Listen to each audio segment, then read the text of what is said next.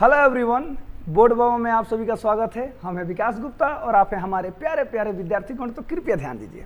तो जैसा कि थंबनेल देखकर आप लोगों को पता चलिए गया होगा कि आज हम लोग क्या पढ़ने वाले हैं। जी हाँ, आज हम लोग कुछ बहुत ही महत्वपूर्ण टॉपिक्स का निबंध देखने वाले हैं, पढ़ने वाले हैं, जो कि आपके आने वाले चाहे फाइनल एग्जाम हो, चाहे आपके स्कूल में ये जो तिमाही परीक्षा चल रहा है, त्रैमासिक परीक्षा, प्रत्येक एग्जाम के लिए बहुत इंपॉर्टेंट है, बहुत ज़रूरी है। ठीक है, तो खूब ध्यान से एक एक निबंध को देखते जाइए, समझते जाइए। और हाँ, निबंध रटने वाली चीज़ नहीं है, याद करने वाली चीज़ नहीं है।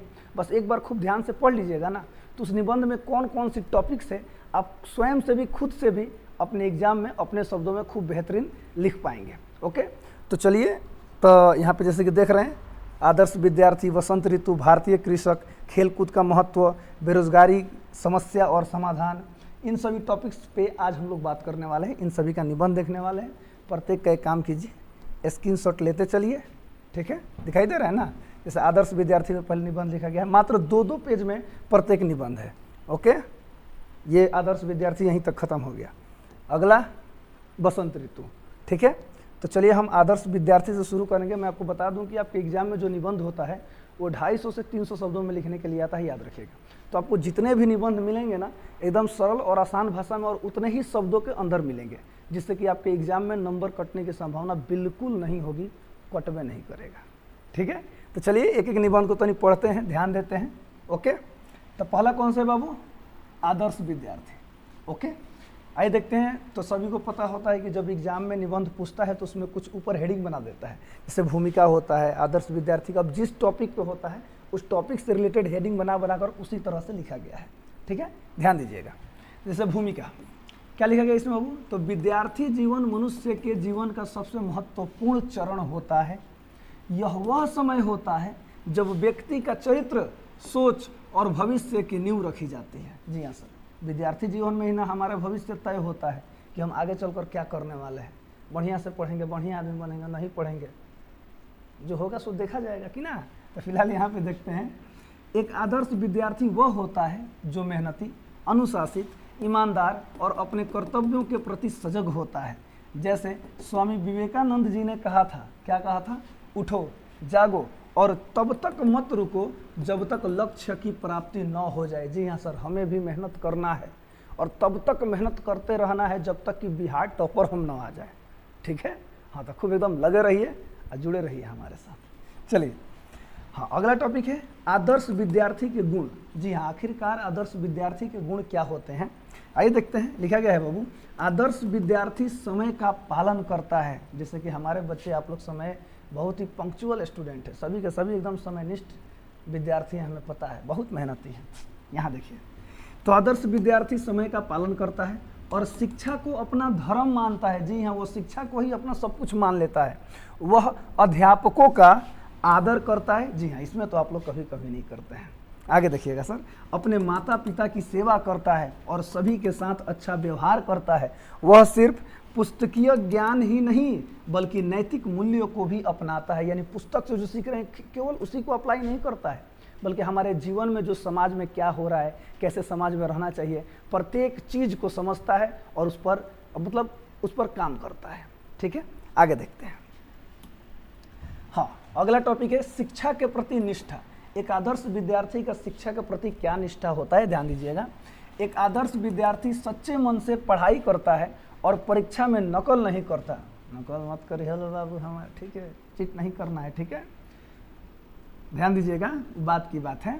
आगे लिखा गया है, वह हर विषय में रुचि लेता है और कठिनाई आने पर हार नहीं मानता। वह खेल, सांस्कृतिक गतिविधियों और सामाजिक सेवा में भी भाग लेता है। यानी कि मिला जुला कर हर एक कार्य एक अनुशासित जो आदर्श विद्यार्थी होता है वो करता है। आगे देखिएगा, अब लिखा है समाज में भूमिका। तो आदर्श विद्यार्थी समाज के लिए एक अच्छा नागरिक बनता है। वह समाज में फैली बुराइयों का विरोध करता है और देश की सेवा करने के लिए हमेशा तैयार रहता है। ऐसा विद्यार्थी दूसरों के लिए प्रेरणा बनता है। जी हाँ सर, जैसे ऊपर लिखा गया था कि स्वामी विवेकानंद जी ने कहा था, डॉक्टर APJ अब्दुल कलाम ने ये कहा था। अलग अलग टॉपिक, अलग अलग लोगों की हम लोग तुलना करते हैं, किसी को समझाने के लिए, मोटिवेट करने के लिए। तो हम भी तो, वो भी तो एक दिन विद्यार्थी थे ना। ठीक है, तो हम भी तो अभी विद्यार्थी हैं। आने वाले समय में हमारा भी नाम होगा, आपका नाम होगा, याद रखिएगा। ठीक है, चलिए तो आप भी किसी दूसरे के लिए एकदम प्रेरणा बनेंगे। निष्कर्ष, हाँ लास्ट टॉपिक जो होता है बाबू या तो निष्कर्ष रहता है नहीं तो उपसंहार रहता है, दोनों में से कोई रहे, बतिया सेम है, निष्कर्ष रह सकता है या नहीं तो उपसंहार रह सकता है, ठीक है, ध्यान दीजिएगा। लिखा गया है आदर्श विद्यार्थी वह दीपक है जो अज्ञान के अंधकार को ज्ञान के प्रकाश में बदल देता है। वाह भाई वाह, क्या लिखा है बाबू, अज्ञान के अंधकार को ज्ञान के प्रकाश में बदल देता है कौन, एक आदर्श विद्यार्थी। यदि हर विद्यार्थी आदर्श बन जाए तो देश और समाज का भविष्य उज्जवल हो जाएगा। जैसा कि डॉक्टर APJ अब्दुल कलाम ने कहा था, विद्या वह शक्तिशाली अस्त्र है जिससे संसार को बदला जा सकता है। जी हाँ सर, एजुकेशन ही वो एक मात्र ऐसा चीज़ है जिससे आप समाज को और अपने आप को, अपनी स्थिति को, परिस्थिति को बदल सकते हैं। तो बस ये था आदर्श विद्यार्थी पर एक छोटा सा का, जितना एग्जामों में लिखना है उतना निबंध, ठीक है, खूब बढ़िया से क्लियर कर लीजिए लो, स्क्रीनशॉट मार लीजिए लो, कॉपी में लिख लीजिएगा। जी हाँ, कॉपी में लिखना एकदम जरूरी है। ओके, चलिए अगला कौन सा निबंध बाबू, हाँ अगला है बसंत ऋतु। आइए, तो बसंत ऋतु बहुत फेमस है, बार बार एग्जाम में पूछा जाता है, प्रत्येक एग्जाम पूछ देता है, 9th 10th 11th 12th किसी भी एग्जाम में पूछ देता है। आइए देखते हैं बसंत ऋतु के बारे में, भूमिका क्या लिखा गया है। तो बसंत ऋतु को ऋतुओं का राजा कहा जाता है। यह भारत में फरवरी से अप्रैल तक रहती है। यह ऋतु ठंडी सर्दियों के बाद आती है और अपने साथ हरियाली, ताजगी, रंग बिरंगे फूल और एक नई ऊर्जा लेकर आती है। जी हाँ, यह मौसम हो बाबू, ना ठीक से ठंडे लगता है ना ठीक से गर्मी होता है कि ना, हाँ तो वही बसंत ऋतु है। ध्यान दीजिए, यहाँ पे लिखा गया है ऋतुराज। जी हाँ सर, बसंत ऋतु को ऋतुराज कहा जाता है। लिखा गया है ऋतुराज बसंत जीवन में नयापन और उल्लास भरता है। आगे देखते हैं बसंत ऋतु की विशेषताएं क्या है। तो लिखा गया है इस ऋतु में मौसम न अधिक ठंडा होता है और न ही अधिक गर्म होता है। जी हाँ, जैसे यही ऋतु में हम लोग छत पे जब सोते हैं तो रतिया खान खूब आराम से ऐसे ही सो जाएंगे, एकदम पटा जाएंगे, जगह मन करेगा होगा। और जैसे जैसे तनी सा रात होगा, 12, 1, 2, 3 बजेगा, वैसे वैसे एकदम कमरा एकदम खींचेंगे। यही है बसंत ऋतु, ठीक है, ध्यान दीजिएगा। तो ये माने ना ज़्यादा ठंडे लगता है ना ठीक से गर्मी होता है। आगे लिखा गया है वातावरण सुगंधित हो जाता है, पेड़ पौधे नए पत्तों और फूलों से सज जाते हैं, चारों ओर हरियाली और रंगों की छटा बिखर जाती है। वाह भाई वाह, ये है बसंत ऋतु। चलिए अगला हेडिंग है बाबू बसंत ऋतु का प्रभाव। तो बसंत ऋतु से मन प्रसन्न रहता है और शरीर स्वस्थ। यह पढ़ाई लिखाई और सृजन के लिए सबसे अच्छा समय माना जाता है। कवि, लेखक और कलाकार इस ऋतु में प्रेरित होते हैं। यह वह मौसम है जिसमें पढ़ने में भी मज़ा आता है। सभी लोग, कवि, लेखक, कलाकार, सभी लोग इस ऋतु से प्रेरित होते हैं, सबको अच्छा लगता है। अब लिखा गया त्यौहार और उत्सव। जी हाँ, बसंत ऋतु में कुछ त्यौहार और उत्सव भी आते हैं, ध्यान दीजिएगा। लिखा गया है बसंत ऋतु में बसंत पंचमी का पर्व मनाया जाता है। यह शिक्षा और संगीत की देवी माँ सरस्वती को समर्पित होता है। जी हाँ सर, बसंत पंचमी सरस्वती पूजा जो कि मनाया जाता है। आप जहाँ पढ़ते हैं, स्कूल में, कोचिंग में, इंस्टीट्यूट में, गांव में, घर में, हर जगह सरस्वती पूजा मनाया जाता है ना। तो वही है सरस्वती पूजा, बसंत ऋतु में ही मनाया जाता है। इस दिन पीले वस्त्र पहने जाते हैं और विद्या की पूजा की जाती है। तो विद्या की देवी कौन? माँ सरस्वती। एक बार प्रेम से बोलिए सरस्वती माता की जय। हाँ, सरस्वती माता भाई विद्या की देवी हैं। आगे देखते हैं अगला सबसे लास्ट टॉपिक, निष्कर्ष या उपसंहार। याद रखिएगा, बसंत ऋतु न केवल प्रकृति की सुंदरता का प्रतीक है बल्कि जीवन में नई आशा और उत्साह का भी संदेश देती है। जहाँ बसंत है वहाँ प्रेम है, प्रकृति है और जीवन की मिठास है। ओके, आगे बढ़ते हैं। ये था बसंत ऋतु के बारे में। अब अगला है बाबू भारतीय कृषक। जी हाँ सर, भारत एक कृषि प्रधान देश है, सभी को पता है। आइए देखते हैं भारतीय कृषक के बारे में क्या लिखा गया है भूमिका में। लिखा गया है भारत एक कृषि प्रधान देश है। यहाँ की अधिकतर जनसंख्या कृषि पर ही निर्भर है। जी हाँ सर, हमारे यहाँ अधिकतर जनसंख्या किस पर निर्भर है? कृषि पर ही निर्भर है। बड़ा जाकर देखिए, मैं खेत में बिया छिटाइल हुई और 10-12 दिन बाद सब जनी खेत में लेवा, हमें एकदम रोपनी करने के लिए रेडी हम रहेंगे। आगे देखिएगा, किसान को अन्नदाता कहा जाता है। जी हाँ सर, किसान नहीं होते तो हम लोग कहाँ से खाते? नहीं ना खाते हैं। आगे देखिएगा, क्योंकि वह दिन रात मेहनत करके हमारे लिए अन्न उगाता है। कौन? एक किसान। आगे लिखा गया है उगाता है जो धरती से सोना, वही है भारत का सच्चा रत्न। जिसको क्या कहा जाता है बेटा? जिसको किसान कहा जाता है। अगला टॉपिक है भारतीय किसान का जीवन। जी हाँ, भारतीय किसान का जीवन क्या है तो ध्यान दीजिएगा। भारतीय किसान बहुत परिश्रमी होता है। वह सुबह सूरज उगने से पहले खेतों में पहुंच जाता है और देर शाम तक मेहनत करता है। गर्मी, सर्दी, वर्षा सभी मौसमों में वह काम करता है। उसके जीवन में सुख से अधिक संघर्ष होता है। दुख नहीं होता है, संघर्ष होता है, याद रखिएगा। तो जीवन में संघर्ष है तबे जीवन बेहतर है, याद रखिएगा बाबू। ये हमारे पूर्वज, हमारे मजदूर, हमारे किसान लोग सिखाते हैं, याद रखिएगा। जीवन में संघर्ष नहीं है, बस बैठ गए हैं सब ऐसा आराम मिल रहा है, कौन मजा है ना, कौन मजा नहीं आएगा। जीवन में जब तक चुनौती नहीं आएगी तब तक मजा नहीं आएगा। अगला है वो समस्याएं। तो भारतीय कृषक को आखिरकार क्या क्या समस्याएं आती हैं, ध्यान दीजिएगा। लिखा गया है भारतीय कृषक अनेक समस्याओं से जूझ रहा है, जैसे आधुनिक तकनीक की कमी, सिंचाई की समस्या, कर्ज। जी हाँ सर, किसान लोग लोन ले लेते हैं, बढ़िया से चुका नहीं पाते हैं, अन्न नहीं होता है, फसल बर्बाद हो जाती है। इन सभी समस्याओं से जूझ रहे हैं। प्राकृतिक आपदाएं, कहीं पे खूब बाढ़ आ जाता है, कहीं सुखाड़े से खत्म हो जाता है। फसल का उचित मूल्य न मिलना आदि। आगे देखिएगा, कई बार इन समस्याओं से परेशान होकर किसान आत्महत्या करने को मजबूर हो जाते हैं, जो बहुत ही दुखद होता है। केवल उस किसान परिवार के लिए नहीं बल्कि पूरे समाज के लिए बहुत ही दुखद घटना है कि कोई किसान क्या कर रहा है, आत्महत्या कर रहा है। आगे देखिएगा, सुधार के उपाय। लिखा गया है किसानों की स्थिति सुधारने के लिए सरकार ने कई योजनाएं चलाई हैं, जैसे प्रधानमंत्री किसान सम्मान निधि, 2,000 रुपया आता है, 4-4 महीना पाता है ना, सबके घर में आता होगा, देखिएगा, ठीक है, 2,000 रुपया। हाँ, फसल बीमा योजना, अगर फसल बाई देवे बर्बाद हो जाती है प्राकृतिक आपदा से, बाढ़ या सुखाड़ से, तो फसल की कुछ राशि सरकार की तरफ से मिल जाती है। आगे देखिएगा, सिंचाई परियोजनाएं आदि। इसके अलावा हमें भी किसानों के उत्पाद का सही मूल्य देना चाहिए और उनका सम्मान करना चाहिए। जी हाँ सर, जाते हैं आलू किनने तो अब 10-12 रुपये 20 रुपये किलो आलू में मुँह में मोल आने लगते हैं, 1 रुपया किलो बा। आप बताइए, तो हमें उनका जो भी रेट है खूब ईमानदारी से ले लेना चाहिए, दे देना चाहिए। आगे देखिएगा, अब निष्कर्ष उपसंहार क्या कह रहा है, किसान देश की रीढ़ की हड्डी है। जी हाँ सर, रीढ़ की हड्डी। अगर शरीर में सोचिए रीढ़ की हड्डी नहीं रहेगा तो क्या होगा, शरीर चलेगा नहीं, चलेगा, बैठ जाएगा एक जगह पर।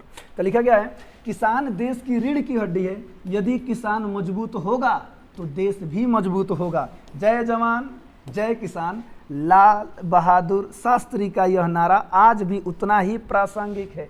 किन्होंने कहा था जय जवान जय किसान? लाल बहादुर शास्त्री जी ने कहा था। आगे लिखा गया है हमें किसान के योगदान को समझना चाहिए और उनका सम्मान करना चाहिए। जी हाँ सर, हम भी किसानों को बहुत सम्मान करते हैं और सभी को करना चाहिए, पूरे समाज को करना चाहिए, क्योंकि वो हैं तो हम हैं, वो नहीं तो पूरा समाज नहीं, पूरी दुनिया नहीं। आगे देखते हैं, लाखे पैसा कमा रहे हैं, खूब अमीर हो गए हैं, और किसान लोग अन्न उगाना छोड़ दे, कौची खरीदो, पैसा बा, इसलिए किसानों का सम्मान करना चाहिए। चलिए अगला है बेटा खेल कूद का महत्व। जी हाँ सर, ये भी बहुत महत्वपूर्ण निबंध है आपके एग्जाम के लिए। आइए देखते हैं क्या लिखा गया है। भूमिका, पढ़ाई के साथ खेल भी जरूरी है। हाँ, खूब खेलो, लेकिन बाबू टाइम से तो नहीं पढ़बो करो, ठीक बा। अभी ना कि दिन भर पढ़ाई को टाइम में एकदम खेल रहे हैं, खेलिए, मना नहीं है, खूब खेलिए। मोबाइल वाला खेला कम खेलिए, माने फ्री फायर कम खेलिए, समझ में आया। हाँ, शारीरिक खेला खेलिए, जैसे मान लीजिए कि हॉकी हो गया, थाड़ी चुका हो गया, कबड्डी हो गया, क्रिकेट हो गया, ये सब खेला में, फुटबॉल हो गया, ये सब मस्त है। मोबाइल में लेकर बैठ गए यहाँ खेल रहे हैं फ्री फायर, ये कौन खेला है? मैंने जो भी है, अब जो में तार मन लागो। आगे देखिएगा, आइए देखते हैं भूमिका खेल कूद का महत्व में क्या लिखा गया है। पढ़ाई के साथ खेल भी जरूरी है। खेल कूद हमारे जीवन का एक जरूरी हिस्सा है। ये न सिर्फ शरीर को स्वस्थ रखते हैं बल्कि मन को भी प्रसन्न और तनाव मुक्त बनाते हैं। जी हाँ सर, खेल से हमारा शरीर फुर्तीला होता है, और जब शरीर फुर्तीला रहेगा तभी ना कोनो काम करने में मन लगेगा। आगे देखिएगा, खेल कूद का शारीरिक लाभ, खेलने से शरीर चुस्त दुरुस्त रहता है।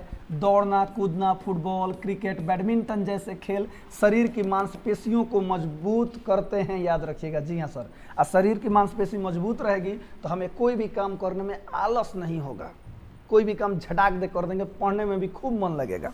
आगे देखिएगा, स्वस्थ शरीर में ही स्वस्थ मस्तिष्क का निवास होता है, याद रखिएगा सर। जी हाँ, स्वस्थ शरीर रहेगा तबे हमारा दिमाग भी क्या रहेगा, एकदम स्वस्थ रहेगा। जो चीज़ याद करेंगे एकदम धाएँ धाएँ याद होगा, एग्जाम में जाके गर्दा उड़ा देंगे। अगला लिखा गया बाबू, मानसिक और सामाजिक लाभ। जी हाँ, खेल से मानसिक एकाग्रता, धैर्य और आत्मविश्वास बढ़ता है। टीम गेम्स से सहयोग, नेतृत्व और भाईचारे की भावना पैदा होती है। हार और जीत दोनों को स्वीकार करना सिखाता है। जी हाँ सर, यदि हम कभी हार जाएं तो हमें हिम्मत नहीं हारना है। गेमें ना हारे हैं, कोई खेल ही ना हारे हैं, दोबारा जीत जाएंगे। ये भी हमें क्या सिखाता है? ये भी हमें खेल सिखाता है। आगे देखिएगा, अगला टॉपिक है अनुशासन और चरित्र निर्माण खेल से ही होता है। ध्यान दीजिएगा, लिखा गया है खेल कूद व्यक्ति में अनुशासन, समयबद्धता और ईमानदारी जैसे गुणों को बढ़ावा देता है। यानी गाल नहीं खेलना है, हाँ ईमानदारी से खेलना है, गाल नहीं खेलना है। आगे देखिएगा, खिलाड़ी हार कर भी मुस्कुराना सीखता है, जो जीवन में बहुत जरूरी गुण है। जी हाँ सर, हार कर भी मुस्कुराना सीखता है, जो जीवन में बहुत जरूरी गुण है। अब आरसीबी को देख लीजिए, हैं 18 साल बाद में जीता है। अब पहली बार अगर हार मान गया होता, नहीं खेलता तो क्या होता? आज नहीं ना जीतता। इसलिए चाहे हार रहे हैं कब वो तो जीतेंगे ना। चलिए यहाँ देखिए, अब लिखा गया है भविष्य निर्माण में योगदान। आज खेल केवल मनोरंजन नहीं रह गया, यह करियर का भी माध्यम बन चुका है। कई युवा खिलाड़ी अंतर्राष्ट्रीय स्तर पर देश का नाम रोशन कर रहे हैं। जी हाँ, बड़े बड़े खिलाड़ी जैसे क्रिकेटर सबको देख लीजिए, सभी लोग एकदम सेलिब्रिटी हो गए हैं। इतना ना पैसा की कमी, किसी भी चीज़ की फैन फॉलोइंग, सब देख रहे हैं ना। ये सब कैसे हुआ है? खेल के ही माध्यम से हुआ है। मेहनत, लगन और खेल भावना ही सफलता की कुंजी है। जी हाँ सर, मेहनत, लगन और खेल भावना। देखिए, किसी भी क्षेत्र में यदि आप अपने आप को समर्पित करेंगे पूर्णतः 100%, तो उस क्षेत्र में आप सफल अवश्य होंगे। याद रखिएगा, हमेशा याद रखिएगा। अब निष्कर्ष, खेल कूद जीवन को स्वस्थ, सुंदर और सफल बनाते हैं। इसलिए हर विद्यार्थी को पढ़ाई के साथ खेलों में भी भाग लेना चाहिए। खेलो कूदो, जीवन को आनंदित बनाओ। हमें खेलों को पढ़ाई जितना ही महत्व देना चाहिए। जी हाँ सर, ये था खेल का महत्व पर निबंध। चलिए, सबसे लास्ट है बेरोजगारी, समस्या और समाधान। बहुत ही मोस्ट इम्पोर्टेंट टॉपिक है बाबू, बेरोजगारी। चलिए ध्यान देते हैं। जैसे भूमिका, क्या लिखा गया है? काम वह पूंजी है जो कभी भी नष्ट नहीं होता। जी हाँ सर, अगर हम कोई भी काम कर रहे हैं ना, तो उसका फल हमें मिलेगा, चाहे जिस रूप में भी मिले, कन्फर्म मिलेगा। हमेशा याद रखिएगा। वही लिख रहा है कि काम वह पूंजी है जो कभी भी नष्ट नहीं होता है। बेरोजगारी आज भारत ही नहीं बल्कि पूरे विश्व की एक गंभीर समस्या बन गई है। अब देखिए, बेरोजगारी आखिर होता क्या है, इसके बारे में लिखा गया है। जब शिक्षित या अशिक्षित व्यक्ति को उसकी योग्यता और आवश्यकता के अनुसार काम नहीं मिलता, तो उसे ही क्या कहते हैं? बेरोजगारी कहते हैं। यहाँ पे लिखा है बाबू, शिक्षित या अशिक्षित व्यक्ति। अच्छा बताइए, हमारे समाज में कोई भी व्यक्ति है, मतलब अगल बगल में आप देखिएगा, चाहे पढ़ा लिखा हो या फिर नहीं पढ़ा लिखा हो, वो कुछ ना कुछ काम कर रहे हैं ना सर? कुछ ना कुछ काम कर रहे हैं ना। हाँ, कोई लोग अपने एकदम मन के अनुसार कुछ काम करके खूब ज़्यादा पैसा कमा रहे हैं, उनको खूब मज़ा आ रहा है। और कुछ लोग जितना करना चाहते थे वो नहीं कर पा रहे हैं, किसी तरह भी एकदम मन मार के वो अपना काम कर रहे हैं, वो भी बेरोजगारी ही है। आगे देखिएगा, तो वही तो कह रहा है, जब शिक्षित या अशिक्षित व्यक्ति को उसकी योग्यता और आवश्यकता के अनुसार काम नहीं मिलता है, तो उसे ही क्या कहते हैं? बेरोजगारी कहते हैं। अब देखिए, बेरोजगारी के प्रकार, तो बेरोजगारी के कई प्रकार, जैसे बेरोजगारी कई प्रकार की होती है। से लिखा गया है खुले रूप की बेरोजगारी। अब ये क्या है बाबू? जब कोई व्यक्ति पूरी तरह काम से वंचित हो, एकदम पढ़ लिख लिए हैं, घरे बैठ गए हैं, खा रहे हैं, घूम रहे हैं, बस, ये कौन सी बेरोजगारी है? तो ये खुले रूप की बेरोजगारी है। अब लिखा गया है अप्रत्याशित बेरोजगारी, यानी कम समय के लिए। ध्यान से सुनिएगा सर, अप्रत्याशित बेरोजगारी, जैसे मान लीजिए हम कहीं गए, 2 महीना काम किए, छोड़कर चले आए, काम किए, निकाल दिए गए, ये अप्रत्याशित बेरोजगारी है। आगे देखिएगा, छिपी बेरोजगारी, जहां व्यक्ति काम कर रहा है परंतु उसकी पूरी क्षमता का उपयोग नहीं हो रहा है। जी हाँ सर, पूरी क्षमता को, जैसे मान लीजिए कि मैं फिजिक्स, केमिस्ट्री, मैथमेटिक्स सब पढ़ा सकता हूँ, एबिलिटी है हमारे अंदर, संदीप सर के अंदर, ठीक है, ध्यान दीजिएगा। हाँ, मैंने पढ़ा सकता है। मान लीजिए कहीं पे गए नौकरी के लिए, उनको बोला जा रहा है कि नहीं, आप ये मत पढ़ाइए, आप केवल चले हिस्ट्री पढ़ाइए, केवल आपको यही पढ़ाना है। अब मजबूर हैं वो, क्या करेंगे? किसी तरह रोजी रोटी चलाना है ना, तो केवल वही ना पढ़ाएंगे। तो बताइए, उनकी क्षमता क्या थी? प्रत्येक विषय को पढ़ा सकते थे एकदम बेहतरीन रूप से, लेकिन केवल क्या कर रहे हैं? एक विषय पढ़ा रहे हैं मजबूरी में। ये भी क्या है? ये भी बेरोजगारी ही ना है। तो ये छिपी बेरोजगारी है। आगे देखिएगा, अगला टॉपिक है आखिरकार बेरोजगारी के कारण क्या है? ध्यान दीजिएगा। तो बेरोजगारी के कई कारण हैं, जैसे जनसंख्या में जैसे जैसे वृद्धि हो रहा है, जी हाँ, बेरोजगारी भी बढ़ रहा है। मान लीजिए सभी को, जैसे मान लीजिए सरकारी नौकरी चाहिए, फिर प्राइवेट नौकरी चाहिए, जितना सीटों रहेगा उतने ना एकदम जनसंख्या बढ़ रहा है, तो कहाँ से नौकरी होगा। तो जनसंख्या में वृद्धि भी बेरोजगारी का एक कारण है। अब देखिए शिक्षा व्यवस्था में व्यावसायिक प्रशिक्षण की कमी। जी हाँ सर, शिक्षा व्यवस्था में अगर शुरुआत से हमें सिखाया जाने लगे, जैसे मान लीजिए इलेक्ट्रिशियन का काम हो गया, जैसे मान लीजिए कि कंप्यूटर सिखाया जाने लगा, ये इन सारी चीज़ों को शुरुआत से ही हम सीखने लगे ना, तो हम अपना कार्य स्वयं से भी कर कुछ पैसा कमा लेंगे, अपना घर परिवार चला सकते हैं। आगे देखिएगा, आगे लिखा गया है तकनीकी बदलाव, आगे लिखा गया कृषि पर अत्यधिक निर्भरता, उद्योग की कमी, सरकारी नौकरियों की सीमित संख्या। जी हाँ, ये सभी हैं क्या, तो बेरोजगारी के कारण। आगे देखिएगा, अब देखिए प्रभाव क्या लिखा गया है बेरोजगारी का प्रभाव। बेरोजगारी से गरीबी, अपराध। जी हाँ सर, बेरोजगारी से ही अपराध बढ़ता है। जब मान लीजिए कोई व्यक्ति नहीं कमाएगा, नहीं खाएगा, एकदम घर परिवार एकदम उसका तबाह है, तो क्या करेगा, कोई अपराध करेगा, चोरी करेगा, ये भी अपराध है। कहीं से उसको पैसा चाहिए ना, चोरी करेगा, कहीं छिनतई करेगा, गुंडई करेगा, कुछ कर सकता है, उसको पैसा से मतलब है, तो क्या करेगा, ये भी अपराध है। आगे लिखा गया मानसिक तनाव, यानी टेंशन रहेगा हमेशा दिमाग में, और आत्महत्या भी हो जाती है बेरोजगारी के कारण, याद रखिएगा। आगे लिखा गया है जैसी घटनाएं बढ़ती है, देश की आर्थिक प्रगति रुक जाती है और युवा पीढ़ी का आत्मविश्वास डगमगाने लगता है, यानी कि बाप रे हतना पढ़निया अभी लमेंगे घरे बैठल बन, आत्मविश्वास पूरी तरह से टूट जाता है। बेरोजगारी इतना खतरनाक चीज है। आगे देखिएगा, हाँ अब समाधान क्या है भाई बेरोजगारी का, आखिरकार कोई तो सॉल्यूशन होना चाहिए ना, तो समाधान क्या है ध्यान दीजिएगा।